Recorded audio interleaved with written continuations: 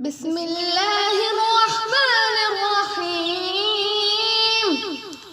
قل يا أيها الكافرون لا أعبد ما تعبدون ولا أنتم عابدون ما أعبد ولا أنا عابد ما عبدتم ولا أنتم عابدون ما أعبد لكم دينكم ولي دين. صدق الله العظيم.